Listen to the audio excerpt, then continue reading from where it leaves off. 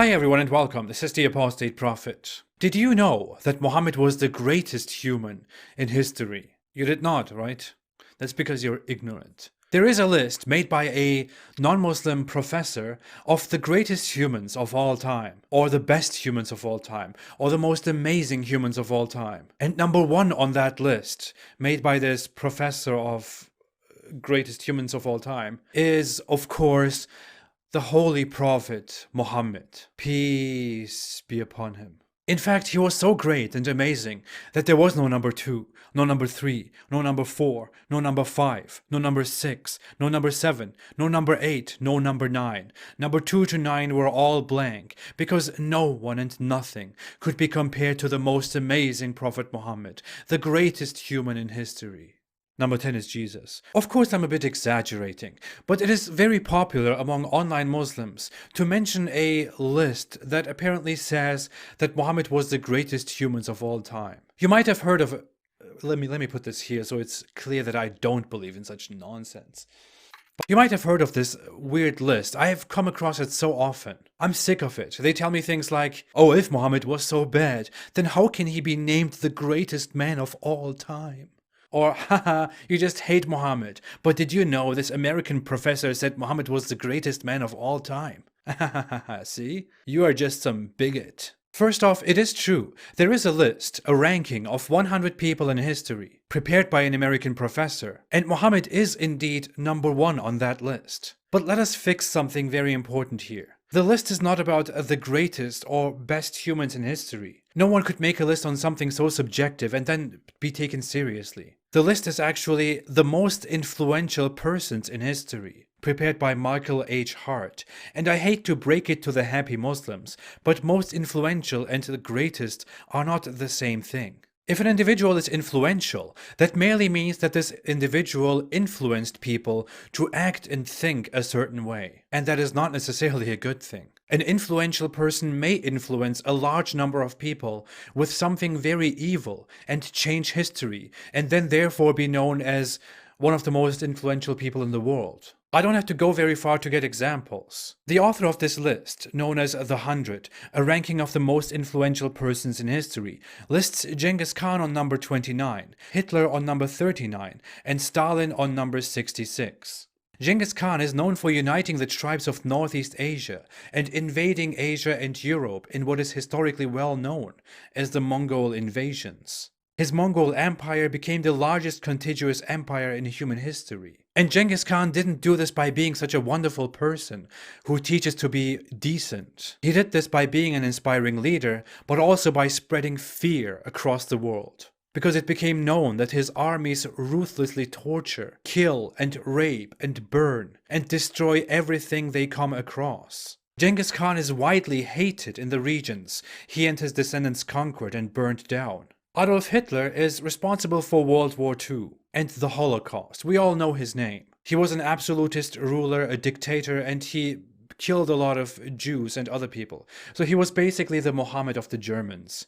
Except that Germans hated their Muhammad and the Arabs loved their Hitler. Stalin might be loved by some crazy communists, but Stalin is known for his atrocities that might even be called genocides. I'm not sure how being compared to these 3 guys is a good thing. But I have to give Muhammad one thing. He probably killed fewer people during his lifetime than Genghis Khan, Adolf Hitler, and Stalin combined. Although Hitler and Stalin had access to modern ways of massacre that Muhammad would have probably made good use of. But Muhammad influenced a much higher death count in history than Genghis Khan, Hitler, and Stalin combined. So yes, if Adolf Hitler, Stalin, and Genghis Khan, 3 despicable and horrible humans in history, are influential, then Muhammad was definitely much more influential and probably deserves the number 1. In fact, I have a book here that I recently picked up at the store. 100 People Who Changed the World. Same concept with different words, people who were influential. And guess what is here in this book? This book mentions Osama bin Laden. Osama bin Laden is mentioned among those most influential people. And some would say that Osama bin Laden is not very different from Muhammad, and I can't really blame them. You get the point, right? But okay, massacre alone doesn't make you the most influential person. So why is Muhammad on number 1? And not Jesus, as many of us would expect? Well, first off, this list is just a list prepared by an individual, and the fact that he put Muhammad on number 1 probably greatly contributed to the success of his book. He explains that he chose Muhammad for the first spot because, unlike Jesus, Muhammad was not only a religious figure in the center of the religion, he was directly a successful religious leader and a secular leader, meaning the leader of an army and a state. It was him who established Islam as a religion, turned it into a state, ruled over people with Islam, and started an endless campaign of religious conquests, the Islamic conquests. Michael H. Hart points out that these aggressive Islamic conquests were launched and inspired by him, and continued by his friends and advisors, who directly learned from him. So Muhammad was not just a religious figure like Jesus, he was also like Genghis Khan, which is not good. Jesus, in comparison, preached, was crucified, and resurrected as the story goes. But he was never in a position of human leadership, and the spreading of his religion was done by his followers. Christianity, as it is, was preached, basically established and spread by the Apostle Paul, not by Jesus himself, who is merely the figure at the center of the faith. This is why Michael H. Hart puts Jesus on number 3 and the Apostle Paul on number 6. And the two together would surpass Muhammad by far, but they are separate. I personally disagree with Michael H. Hart's logic, if it matters. I'm just some guy who recently lost his beard. Because in practice, Paul might have been at the core of Christianity, and he might have spread it. But the inspiration in everyone's mind, who everyone mentions, is not Paul, it is Jesus. Going by his logic, Moses shouldn't have been counted at all, since we have historically nothing on Moses, and his inspirations were only saved and solidified by other people around him, and long after him.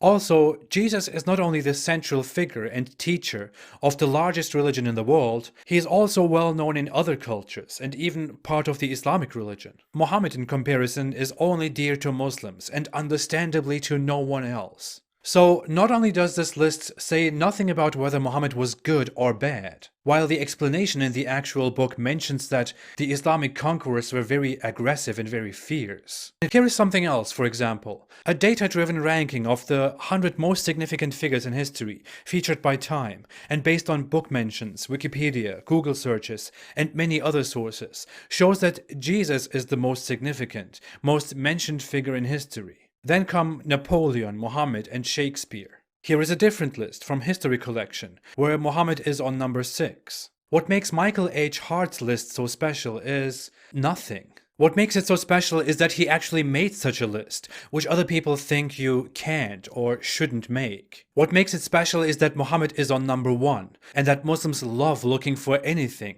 that would validate their Islamic ideology and their weird love for the great old Prophet Muhammad. In fact, many Muslims who love mentioning this list also act like Michael H. Hart was a very well-known and respected individual in the West. A great professor, and he said good things about Muhammad. First off, he didn't say good things about Muhammad. Secondly, he is not a great, respected professor in the West. With all due respect to Michael H. Hart's work and who he is. Michael H. Hart is a white separatist, which is today usually called white supremacist. He is someone who proposed dividing the United States into 4 race-based states. He thinks other races shouldn't live together with white people, and thinks this is bad for the European heritage and society. The man who attempted to make this list is by no means someone whom people look up to and whom people respect as a great person and professor. That is completely made up by Muslims in order to strengthen their point that someone great admires Muhammad and recognizes him as the greatest human of all time. I want to give credit to David Wood, by the way, who is the one who brought this to my attention. It's funny. Someone says something good about Muhammad and then it turns out to be a racist. Reminds me of another individual who said nice things about Islam and Muhammad. Dear Muslims, if Muhammad is popular, that doesn't really mean anything. It doesn't really say anything. How many people agree with him, how many people like him, doesn't really matter. His teachings matter. And most of humankind finds his teachings absolutely disgusting, disturbing, terrible, or just stupid. Even you have problems with his teachings. Otherwise, most of you wouldn't be busy redefining him or denying him, reinterpreting him and the book that he brought. Muhammad was influential, no doubt, but Humankind would be much better today if he had failed from the very beginning. But it's not too late. Muhammad and his ideology are failing today, and I will gladly help them fail whenever I can. It's an honor. Thanks for watching.